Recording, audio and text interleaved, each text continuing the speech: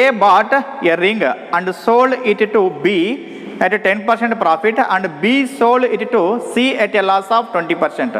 If C paid 220 rupees, for how many rupees did A buy it?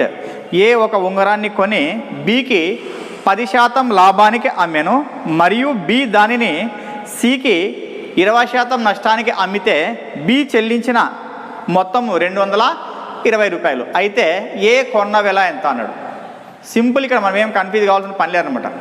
మనము profit percentage profit అంటే అన్నిటికి plus చేస్తున్నాం, percentage loss అంటే ఏం చేస్తాం అన్నిటికి మైనస్ చేస్తాం. అదే బేస్ చేసుకొని మనం ఇక్కడ ఫస్ట్ ఏ తెలియదు మనకు, ఏ అట్లా పెట్టుకో, ఏ ఇంటూ ఏమన్నాడు వాడు మనకు, ఏ వచ్చేసి బీకి ఏం చేసినాడు ప్రాఫిట్ కనబడే. ఎందుకన్నాడు ప్రాఫిట్ 10% ప్రాఫిట్ కాబట్టి ఏం చేస్తా 110/100 చేస్తాను, ఏ ఇంటూ 110/100.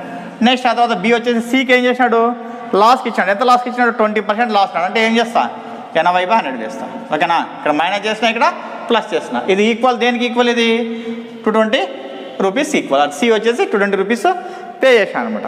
ఏమి నెక్స్ట్ ఇప్పుడు మనకి ఏం కావాలి, ఏ కావాలి. ఏ ఈజ్ ఈక్వల్ టు ఏమొస్తుంది 220 ఇంటూ ఇవన్నీ అటువైపు వెళ్తే రివర్స్ అవుతాయి మనకు 100/110 ఇంటూ 100/80. 0 0 క్యాన్సిల్, 0 0. నెక్స్ట్ 11 1 జా 11 2 జా 0.